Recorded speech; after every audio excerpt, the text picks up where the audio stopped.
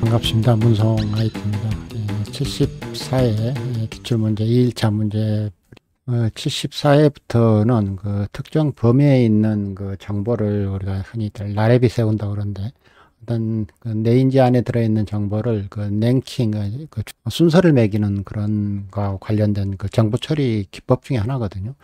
근데 그 PLC에서는 주로 다루는 데이터가 그 수치 정보나 그러니까 이산 정보 같은 그 인티저로 시작되는 정보나 아니면 온도 같은 실수형 정보를 주로 다루기 때문에 그런 그 수치하고 관련된 어떤 특정 그 시그널에서는 디바이스의 입출력하고 관련된 시그널을 다루기 때문에 주로 다루는 게 이제 가장 작은 값 아니면 가장 큰 값 아니면 평균값 뭐 필요하다면 두 수의 합산값 이 정도가 처리가 되는 거거든요.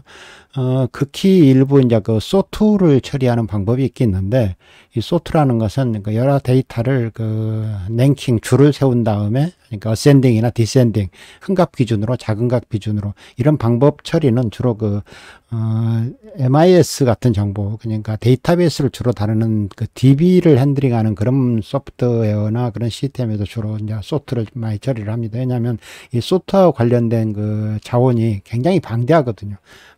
리소스를 많이 쓴다는 얘기죠. 그래서 PLC에서 이 소트 문제를 해결을 해야 된다면 그건 적절한 그 시스템 구성 방법이 아니고 소트는 극히 일부 제한적으로 소트 기능이 가능하긴 한데 아마 PLC 문제가 소트를 가지고 문제를 처리하는 문제가 나올 거라고는 예상하지는 않습니다.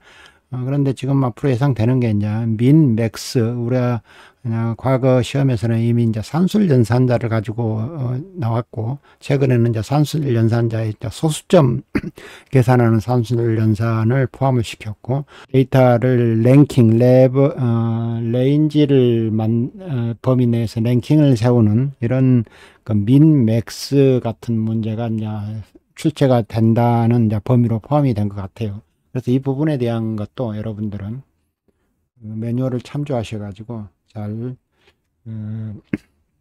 사전 공부가 좀 필요할 것 같고 여기서도 마찬가지인데 민, 맥스나 이런 것을 처리할 때 가장 중요한 것은 데이터를 처리하는 단위입니다. 그래서 단위가 어떤 단위로 그 해당 PLC에서 핸들링이 되는지에 대해서는 굉장히 신경을 많이 쓰셔야 된다는 겁니다. 제가 누누이 말씀드리지만 데이터 처리하는 그 단위가 이제 우리 그 XGB 계열에서는 그 워드 단위로 처리를 한다는 거죠. 그러니까 8비트 워드가 2개냐 3개냐 그러니까 워드를 2개를 하면 16비트가 되고 워드가 4개가 되면 32비트 워드가 8개가 되면 64비트 이렇게 워드 단위를 몇 개를 가지고 데이터 처리를 하고 그 기종이 어떻게 처리하냐. 왜냐하면 기종마다 그 워드를 몇 개를 묶어가지고 데이터를 처리하는지는 기종마다 다 다르다는 겁니다. 이 부분에서는 늘 염두에 두시고, 데이터 처리하는 묶음에 대해서는 이미 다른 강의에서 제가 충분히 설명을 해놨기 때문에 그 강의를 참조하시길 바랍니다. 자, 문제 풀이 들어가겠습니다.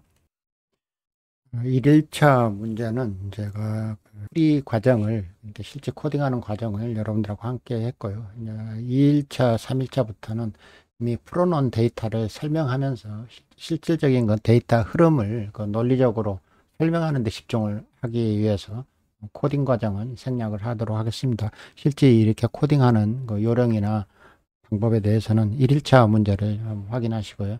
2일차 문제를 보면은 1번 문제는 굉장히 심플하고 2번 문제가 좀 어렵긴 한데 1번 문제부터 간단히 보도록 하겠습니다.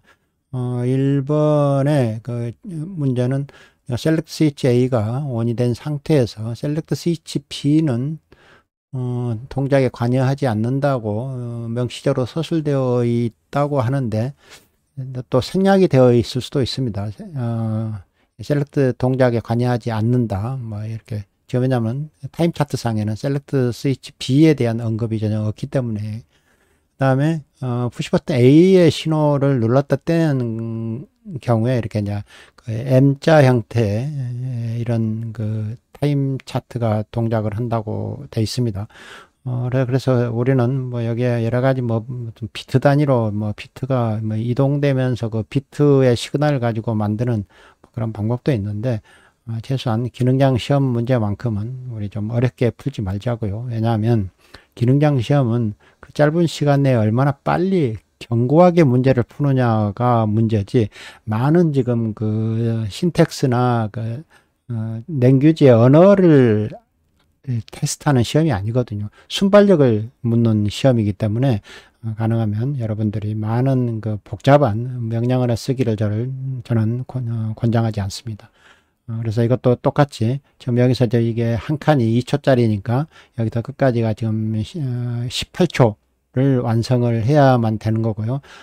이 그림상으로 보면 그 신호가 발생할 때마다 새로 하는 것 보니까 이 18초가 지나고, 그러니까 이 동작이 완료되면 묵시적 리셋이 여기서 발생한다 하는 이것만 염두에 두고 문제를 보면은, 기본적으로 이제 1번 문제 전제 조건은 select switch A가 ON이 됐다 했을 때 우리는 0번 M0를 문제 1로 보고, 이 둘 중에 하나라도 바뀌면 리셋해라 하는 M100이라고 정의를 했고요. 그래서 입력 제어는 굉장히 심플합니다. 문제 1이 이런 그 셀렉트 스위치가 조건에서 M0의 출력이 나오면 이렇게 되는 겁니다. 그래서 푸시 버튼 A의 신호가 눌렀다 때 네거티브 신호에서 우리가 M1이라는 그 비트에다가 플래그를 셋을 합니다. 그러면 얘가 1로 바뀌었을 거고, M1이 계속 출력이 나와 있는 동안까지만 180, 그러니까 18초 동안 T0라는 타이머가 동작을 하는 거고요. 여기서 이제 묵시적 리셋이 발생해요. T0가 한번 온이 툭 튀는 순간, 그 순간에 한번 M101이라는 시그널을 발생을 시켜서 여기서 셋 했던 값을 리셋 시켜주는 이 행위는 반드시 우리가 이 반복하는 패턴입니다. 이 패턴을 외우시면은, 그 다음에 여기 이제 그 셀렉트 스위치 C에 대한 이야기가 나와 있나요? 안 나와 있네요. 스위치 C를 가지고 초기화한다는 말은 없으니까 이 부분은 지우도록 하겠습니다. 네, 그래서 이 두 개의 시그널이 발생했을 때 M1 1만 여기서 셋했던 것만 리셋 해주면 될 것 같아요. 그러면은 이렇게 동작을 하고, 출력은 이렇게 문제 이제 1인 경우에는 여기는 PLA가 켜지는 구간은 두 구간이죠. 두 구간 0부터 19까지. 제가 이번에는 이 범위를 작거나 같다 3을 썼는데요. 이렇게 쓴 경우에 우리가 여러분들이 꼭 주의해야 될 부분이 앞에 이 전제 조건의 제약을 이게 반드시 타이머만 가지고 이 방법을 동작을 해버리게 되면 이 0부터 19까지 제가 정확히 지금 간격을 하기 위해서 원래 이 2초를 따지려면 바로 0부터 19까지 이게 정확한 레인지가 맞습니다. 이렇게 하려면 여기 앞에 있는 전제 조건이 이게 꼭 필요합니다. 만일에 이 조건이 생략을 해버리면 여기가 항상 ON이 돼버려요. 왜냐하면은 같거나로 돼 있으니까 이 타이머가 0부터 시작을 하거든요. 그러면은 어떤 조건도 없이 바로 얘가 계속 ON이 되어 있는 상태가, 처음부터 ON이 되는 상태가 발생한다고. 그러니까 문제 1에 있는 이 시그널만 발생하게 되면, 이 시그널만, 그러니까 셀렉트 스위치 A만 ON이 되어 있으면은 여기에 이 전제 조건을 가지고 있지 않으면은 여기가 바로 계속 ON이 되는 이런 현상이 벌어지기 때문에 이런 것 좀 신경 써 주시고요. 그 다음에 이제 PLB의 출력은 또 두 개죠. 두 개인데 범위가 좀 바뀌었고요. PLC의 출력은 4개죠. 4개에 대한 범위를 이렇게 쭉 이래주면 될 것 같아요. 어렵지 않죠. 이렇게 동작을 하는지 한번 잠깐 시뮬레이션 한번 해보도록 하겠습니다. 시뮬레이션 할 때도 제일 중요한 게 뭐냐면, 실제 그 데이터가 그렇게 동작을 하는지 안 하는지를 모니터링 하는 것이 제일 중요하다고 그랬습니다. 제가. 모든 시뮬레이션이 다 끝난 다음에 1번과 2번 문제가 다 완성된 다음에 PLC에 다운로드를 하는 그런 루틴을 하시는 게 좋고요.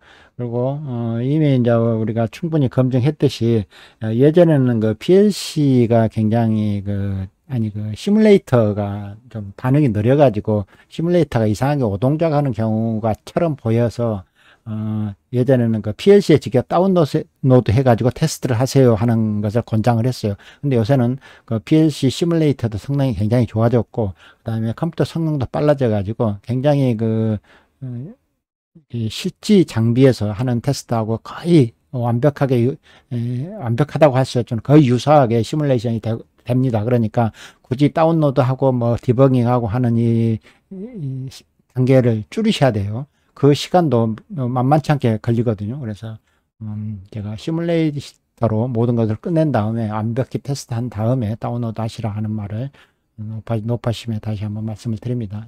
테스트 해 보겠습니다. 셀렉트 A가 ON이 되어 있는 상태에서 이 동작들이 푸시 버튼 A를 눌렀다 떼는 동작에서 그 동작을 하게 전체가 켜지고 이에 켜지고 이렇게 밑으로 내려와서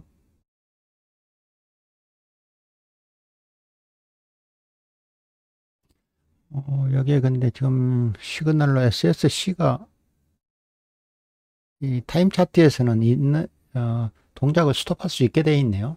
그러죠? 그럼 SSC를 넣을까요? 넣겠습니다. 넌정 수정으로 바꿔서 간단하죠. 그러면은 여기다가 이걸 집어넣으면 되죠. 2일차 1번의 초기화 과정에 컨트롤 L 여기에 보니까 누르자 말자 하니까 SSC를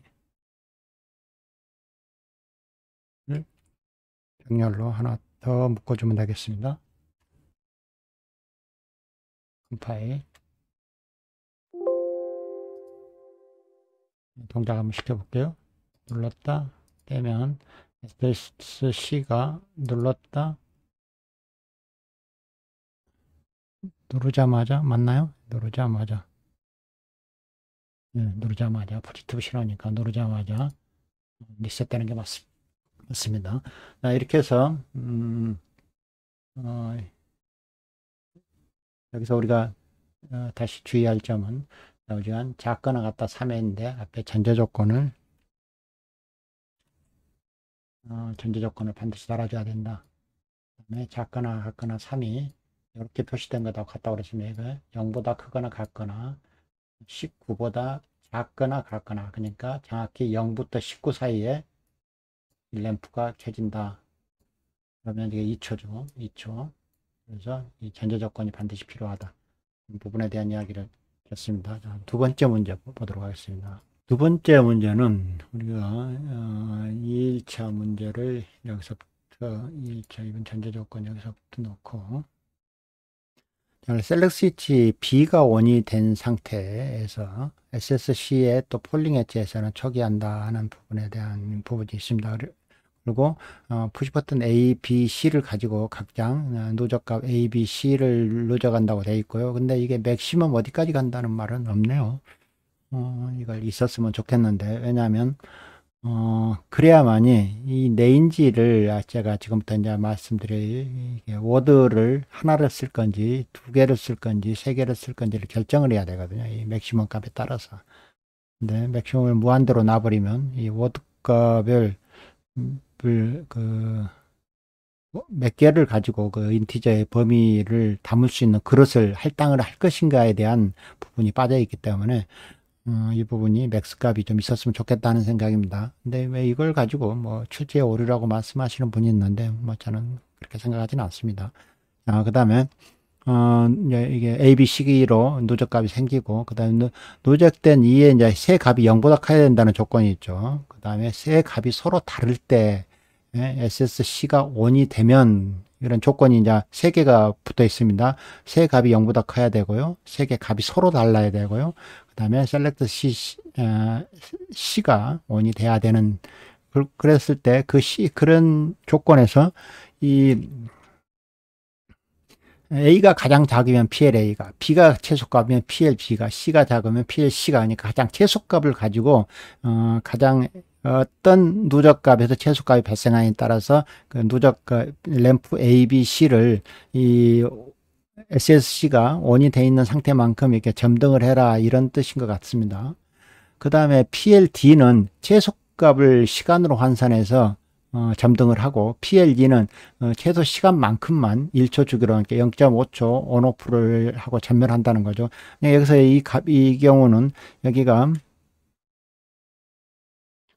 PL 푸시버튼 A 가지고 3이라는 누적값을 만들었고, 여기는 4를 만들었고, 여기는 5를 만들었죠. 그러면은 최소값이 3이 될 거고요. 3이 푸시버튼 A로 만든 누적값에서 발생했으니까 PLA가 이 시간만큼 점등을 하고, 그 다음에 PLD는 3초, 그러니까 최소값이 3이니까 3초 동안 하고, 3초 안에 0.5초간 1초 주기로 사이클이 도는 0.5초에 전멸을 해야 되니까 3번 깜박이는 이런, 그래서 이것도 제가 예전에 말씀드렸듯이 이게 3초인지 아닌지를 우리가 그냥 이런 보조적인 이런 시그널이 없다면은 이걸 3초를 제대로 점등을 하고 있는지를 점검할 방법이 없잖아요. 그래서 대부분 이런 식으로 3초를 실제 카운트할 수 있는 전멸 신호를 항상 같이 준다고 그랬습니다.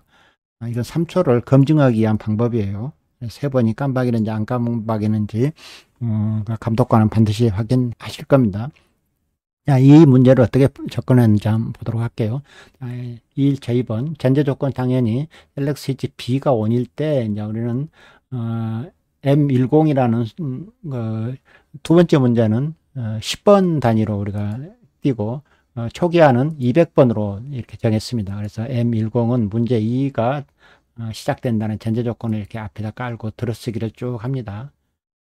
저는 주로 이제 들어쓰기 하는 방법은 이 계층적 들어쓰기를 하게 되면 프로그램 가독성이 좋아진다고 다른 강의에서 몇 번 내가 강조를 했던 이야기입니다. 그래서 푸시버튼 A에 눌렀다 뗀 시그널, 이런 시그널에서 여기서 인크리스를 썼는데 여기에 그냥 단순히 A 접점, 열린 A 접점 이걸 쓰게 되면 큰일 납니다. 이게 열려 있는 동안 인크리스는 계속 한 스캔마다 이 증가를 시켜버려요.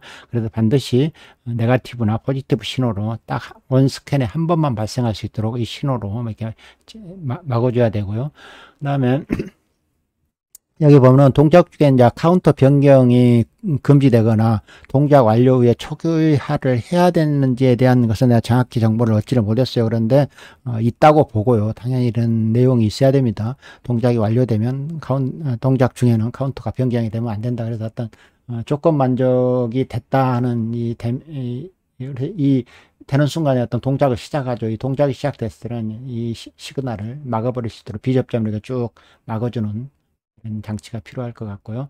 자, 여기에 지금부터 이제 0보다 크다는 조건을 제가 여기에서 이제 델리게이트 변수에 대한 이야기를 하는데, 자, 이 조건이 전부 다 이게 직렬로 이렇게 연결된 것은 엔드 조건이죠. 엔드 조건. 엔드 조건으로 쭉 이어서 최종적으로 완성하는 조건이 뭐냐면 M14가 출력이 나오는 이 조건 만족이라는 M14의 출력이 결국은 이게 전체가 만족한 조건인데, 이것을 우리가 노드를 계속 엔드 조건으로 해서 끝까지 일렬로 나열하다 보면 여기 그 레드 다이어그램의 노드 수를 얼마나 늘려야 되겠어요. 그렇게 하면 안 되기 때문에 지금 제가 여러 번 강조했던 델리게이트, 그러니까 대리 연산자에 대한 이야기를 하겠습니다. 여기서 출력을 해주고 그 출력을 바로 여기서 받죠. 그러면은 이 줄이 이어지는 효과가 있습니다. 이어지는 효과. 이 특성은 왜 발생하냐면 PLC는 어떻게 한다고 그랬어요? 맨 윗줄에서부터 왼쪽에서 오른쪽으로 해석하는 그런 속성을 가지고 있다고 그랬잖아요. 그러니까 이렇게 해석이 되는 거예요. 자, D10이 1이 아니죠. 여기 0보다 커야 되는데 이게 잘못됐네. 0보다 크고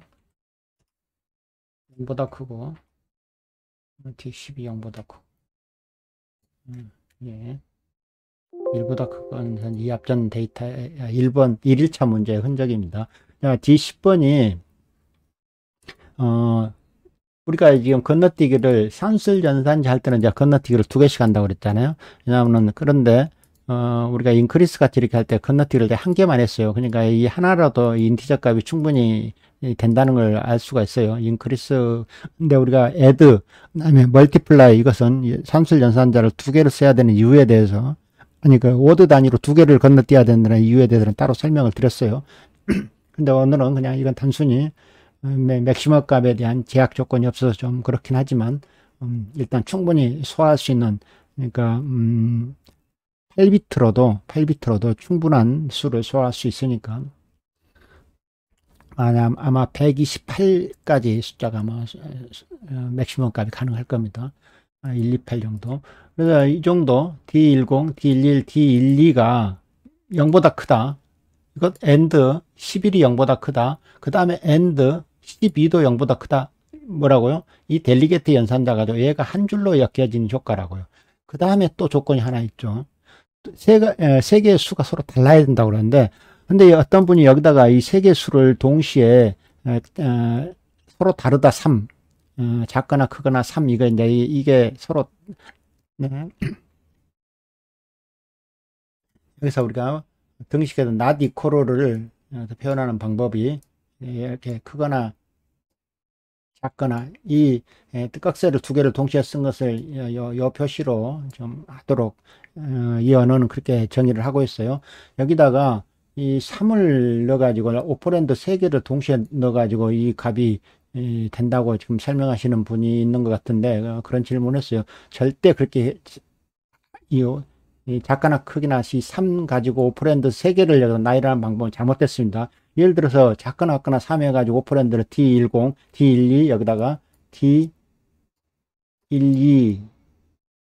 이렇게 3개를 비교한다고 한번 가정해 보죠. 그러면 어떤 형상이 벌어져요? 여기가 not equal가 들어가는 거고 여기가 not equal 이렇게 들어가면 여기에 값이 3, 4, 3이 됐을 때 이것 만족하잖아요. 왜냐하면 3과 4를 비교해서 not equal이 됐고 4와 3이 비교해서 not equal이 됐으니까. 그런데 결국은 맨 마지막에 D10과 D12에 있는 3, 3은 같은 값이거든요. 3개 값이 달라야 된다고 그랬어요. 3개 값이 다.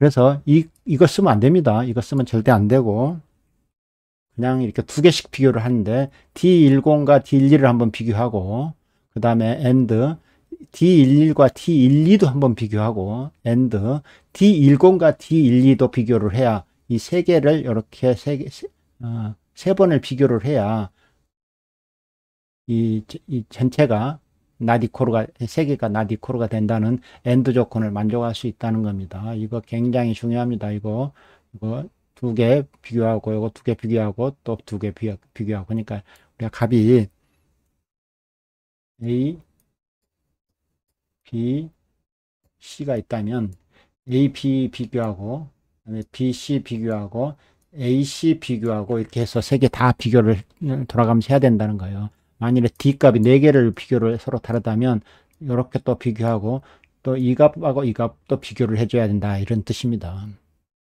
그죠? 그 다음에 당연히 또 이 값과 이 값을 비교를 해줘야 되고 이해하셨죠? 그래야 이거 전체 4개가 다 이제 다 다른 경우를 이렇게 그래서 만일에 이런 거 서로 다른 값을 비교를 하는 값이 늘어나게 되면 비교를 위한 비교 문장이 엄청 늘어나게 되겠죠.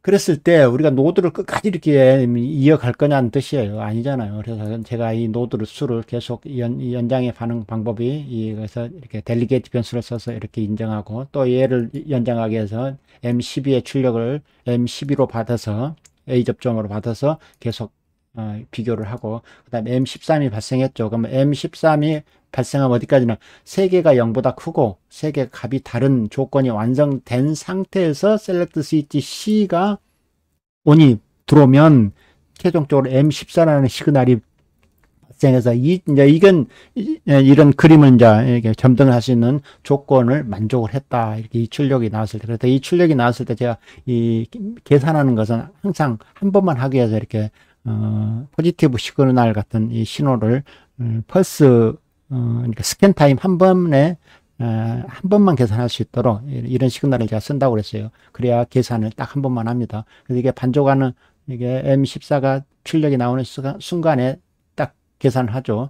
자, D10이라는 것은 10부터 12까지 우리가 값을 집어넣어 놨어요. 그 값의 최소값을 구해서 어디다 갖다 놔라. D14에 갖다 놔라.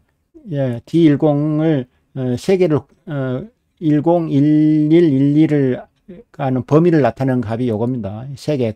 여기서 시작해서 값을 얘를 포함해서 세 개만 비교를 해라. 그 값을 비교해서 최소값은 D14에다 갖다 놔라. 이게 하나 있고요. 그 다음에 D14 최소값이 정해지면 10을 곱해가지고 얘는 나중에 D16에다 갖다 놨죠. 여기는 내가 두 개를 건너뛴 이유는 이런 식으로 MUL 같은 경우는 이런 산수 연산자를 쓸 때는 가능하면 두 개의 단위, 가능이 아니라 반드시 인티저로 이제 할 때 이야기입니다. 이것도 인티저로 계산된 값에서 D16 이렇게는 두 개를 건너뛴다. 이 부분도 다른 강의에서 내가 이렇게 설명드렸습니다. 참조하세요. 그래서 D16에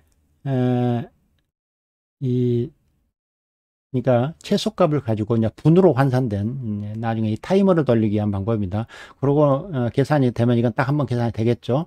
그다음에 이제 이 M14 이제 이 조건이 만족됐을 때 타이머를 이게 최소값만큼을 초로 환산된 이 값이 T10이라는 타이머에서 동작을 할 거고, 자, 여기가 이제 중요합니다. 자, 지금 이걸 세 개를 만들기 위해서 이 사이클이 1초짜리가 세 번이 폴링이 돼줘야 되는데 어떻게 했다고요? 얘가 원 타이머거든요. 그러니까 이게 도건이 만족되는 순간 얘는 쭉 수가 3초 같으면 30을 향해서 쭉 올라가겠죠. 그때는 계속 비접점입니다. 비접점이 될 때까지, 그러니까 3초가 동작을 하고 있을 때까지만 이 타이머가 동작을 하는데, 그런 뜻입니다. 그래서 여기다 비접점으로 이렇게 막아주는 거예요. 비접점으로 막아주면 얘가 동작하고 있을 때 얘가 동작을 합니다. 그리고 자기 자신으로 비접점으로 막을 때 이 10초가 돌면 계속 얘가 동작을 반복을 하게 되어 있죠. 그러니까 10초를 주기로 자기 자신을 비접점으로 막았으니까 반복을 합니다. 언제까지? 얘가 ON이 될 때까지만. 그러니까 3초 같으면 3초 동안 얘가 1초짜리가 반복을 한다. 이런 뜻입니다. 그래서 나중에 이걸 가지고 이제 5초를 쪼개가지고 폴링을 하면 됩니다. 그러고 나서 이게 이제 SSC가 네거티브 이제 눌렀다 떼주는 순간 M201이라는 초기화 버튼을 가서 초기화를 하면 되는데, M20은 이제 셀렉트 시트가 바뀌었을 때, 그 다음에 M201은 SSC의 조건이 해지가 됐을 때 순간적으로 모든 값을 리셋을 시켜버려야 되죠. 그래서 파일 무브를 가지고 D10부터 한 20개 정도를 0으로 초기화를 시키는 이런 작업을 해줬고요. 그래서 이제 초기화가 됐습니다. 출력을 어떻게 나간가? 문제 10이 출력이 되고 그러면 당연히 가독성이 좋아지죠. 이제 문제 10, M10, 그러니까 문제 2에 대한 것만 이게 병렬로 이어가면 됩니다. 조건 만족 2가 전제 조건이죠. 14가 항상 ON이 됐을 때, 14라는 시그널을 ON이 됐을 때, 이걸 제가 여기 IO 파라미터에다 이렇게 이 부분만, 변수 설명에다 이렇게 넣어줬어요. 14가 된 경우는 조건 만족이다. D14는 가독성에 의해서 이것만 따로 추가를 이어주면은 프로그램에 이 설명문을 달아주지 않아도 이게 밑에 이런 그 변수명이 같이 나열이 되기 때문에 가독성이 좋아지죠. 그것은 이게 변수 설명에다 이렇게 써주면 될 거고요. 자, 그래서 보면은, 자, 조건 만족이 14가 된 이 조건은 충분히 아까 설명을 했고, 이때 만일에 최소값이 D14 최소값이다 여기다 갖다 놔. D14가 푸시버튼 A를 가지고 만든 카운터가 D10이었죠. D10 값과 같으면 출력을 해라. 언제까지? 이거 리셋이 되게 이 값이 ON이 돼 있을 때까지 만족이, 그러니까 셀렉트 스위치가 눌러져 있을 동안, 그런 뜻이죠. 예, 출력이 나갈 거고, 여기는 PLB는 최소값이 푸시버튼 B를 가지고 만들었던 카운터 값이 D11에 들어있죠. 이 값하고 같으면은 PLB를 출력해라. PLC는 푸시버튼 푸시버튼 C를 가지고 만들었던 값에 있는 카운터 값하고 최소값이 같으면 PLC에다가 출력을 해라. 그 다음에 이제 여기 PLD는 어떤 겁니까? 이 최소값을 타이머죠. 조건 만족했을 때 이 타이머가 비접점일 때까지만. 그죠? 그러니까, 조건 만족이 됐으니까 누르는 순간 쭉 돌다가 이 타이머가 3초가 지나면은 ON이 되니까 끊어져 버리겠죠. 그러니까 3초까지만 출력이 나갔다 끊어질 겁니다. 그 다음에 여기에 있는 전멸은, 자, 당연히 여기 비접점이 이해야 되고요. T10이 비접점인 이 전제 조건이 없으면은 이것도 나중에 여러분 테스트 해보세요. 이게 계속 처음 끝날 때 바로 꺼져버립니다. 왜냐면은 조건 만족이 켜져 있는 순간 얘가 0보다 크다는 이 조건에 만족을 해가지고 출력이 나가요. 그래서 반드시 T10이 비접점일 때에 전멸을 5초 동안 해라. 0에서 5초가 아니라 0.5초죠. 0.5초. 0에서 5까지 구간을 지나는 것을 반복할 때 전멸해라. 그래서 실제 그렇게 동작을 하는지 시뮬레이터를 보면서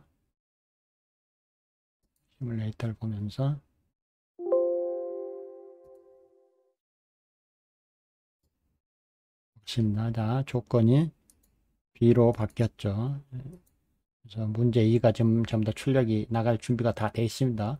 여기 보면은 이게 바로 원이 돼버리죠. 왜냐하면은 이 0, 0 같습니다. 근데 이 조건 만족 2가 앞에서 막고 있기 때문에 안 되는 겁니다. 보겠습니다. 문제 조건 만족해서 문제 1을 할 수 있는 준비가 됐습니다. 그래서 카운터를 제가 3, 4, 5를 넣어 보겠습니다. 하나, 둘, 셋, 넷, 4, 4. 자, 이 조건이 만족 안 된 이유는 뭐죠? 이게 안 돼서 그럽니다. 이게 0보다, 이 다른 조건은 다, 왜냐하면 3, 4, 0는 서로 다른 숫자잖아요. 다른 조건은 다 만족했는데 이 조건을 만족을 못한 겁니다. 0보다 커야 된다는 조건이죠. 3개. 이렇게 되면 3, 4, 1이니까 조건이 만족을 했어요. 이 순간에 눌러도 이 시그널이 발생하겠죠. 세 번째 1초짜리 딱 하나가 이걸로 한번 해볼까요? 3, 4, 1이 됐으면은 PL C 램프 C가 1초 동안 점등하고 여기는 순간적으로 깜빡하게 너무 짧으니까 이걸 그렇게 하면 안 되고 너무 짧아서 검증하기 어려우니까 3, 4, 2도 안 되고 3, 4, 3 3, 4, 3이면 조건 만족 못 합니다. 조건 만족 못 했죠. M13. 왜냐면은 이게 여기서 A 값과 C 값이 같잖아요. 그러니까 만족 못 한 거예요. 3, 4, 4 당연히 만족 못 했죠. 이렇게 만족 못 합니다. 3, 4, 5가 되면 만족을 하죠. 이제 만족을 해서 여기까지 M13까지 만족을 했습니다. 그러니까 진짜 이제 이 조건을 넣고 이제 셀렉트 스위치 C만 시그널이 나오면 지금 현재 여기가 3초 여기가 셀렉트 스위치 C가 눌러진 동안 점등이 될 거고 그 다음에 3초간 점등이 되고 여기는 3번이 반복을 하게 될 겁니다. 제가 여기다가 이걸 테스트를 해보기 위해서 전체적으로 셀렉트 스위치 C가 눌렀다 떼지는 순간 리셋을 하게 해놨거든요. 리셋을 하게 되면 계속 이 숫자를 내가 다시 집어내야 되는 반복을 해야 되니까 여러분도 이 방법에 대해서 잘 익혀두세요. 그래서 잠시 202로 바꿔 놓겠습니다. M202 M202로 바꿔 놓으면 이런 신호가 발생해야 돼요. 그러나 M202를 체크를 안 해놨기 때문에 이 리셋하는 파일 모브하는 노튼이 동작을 하지 않게 되죠. 왜냐하면 이걸 몇 번이라고 셀렉트 시트 C를 눌렀다 떼는 연습을 해보려고 그런 겁니다. 지금 그래서 우리가 지금 3, 4, 5를 만들어 놨어요. 3, 4, 5를 만들어서 셀렉트 C를 누르고 있는 동안 이게 3번 반복해야 되는데 여기서 보면은 지금 3번이 반복한 것 같지가 않잖아요. 그죠? 자, 그래서 리셋이 아직 안 됐습니다. 왜냐하면 제가 엉뚱한 값을 시안을 해놨기 때문에 리셋을 못 시켰습니다. 그 값이 아직도 그대로 남아있죠. 남아있습니다. 그러면 여기를 보면 됩니다. 얘가 깜빡이는지 안 하는지 얘를 보는 거예요. 얘가 3번 깜빡이는지 안 하는지. 왜냐하면은 여기에 있는 이 그래픽 그 디바이스가 그 성능에 따라서 가끔가다 여기서 발생하는 데이터를 여기다 반영을 못하는 경우가 있어요. 그래서 그런 경우에는 반드시 이 시그널이 3번 깜빡거린지, 아니, 정확히 얘가 3번 깜빡거린지를 보면 되는 거예요. 다시 눌렀다가 3번 깜빡이죠. 다시 해보겠습니다. 누르면 한 번, 두 번, 3번. 3번 깜빡이는 거 보이죠? 근데 여기서는 이 그 3번 깜빡이는 것을 잡기가 쉽지 않다고요. 다시 누르면 하나, 둘, 두 번만 깜빡이는 것처럼 보이잖아요. 그랬을 때 반드시 이런 시그널을 보고 3번이 정상적으로 깜빡인지 안 하는지 이렇게 보는 또 하나의 팁을 여러분한테 알려드렸습니다. 자, 그런데 문제는 이거 눌렀다 떼는 순간 SSC가 되는 온이 되는 동안이니까 SSC가 폴링 엣지 되면 초기화되는 이 루틴을 반드시 포함을 시켜야 됩니다. 그러면 다시 온위치 여기서 이제 20 M201로 온위치를 해주고 컴파일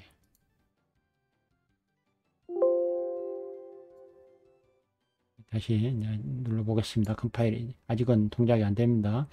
얘 M201이 여기서 해서 이렇게 리셋이 되는 눌렀다가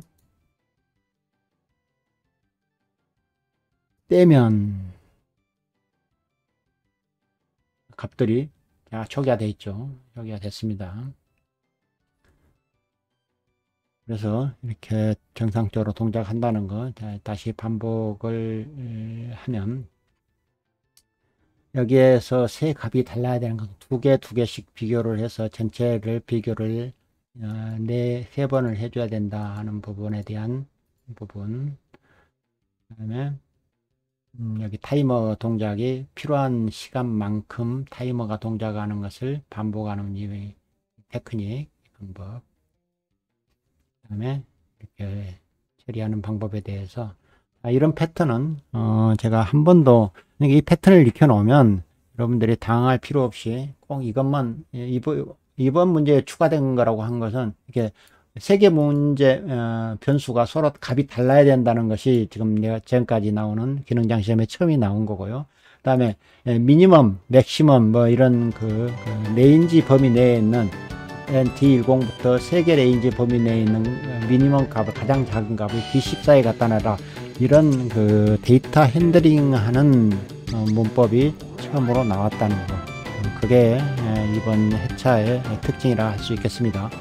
나머지 푸는 방법은 제가 기존에 푸는 방법하고 똑같이 하나도 다르지 않게 풀었습니다. 2일차 강의는 여기까지 마치도록 하겠습니다. 감사합니다.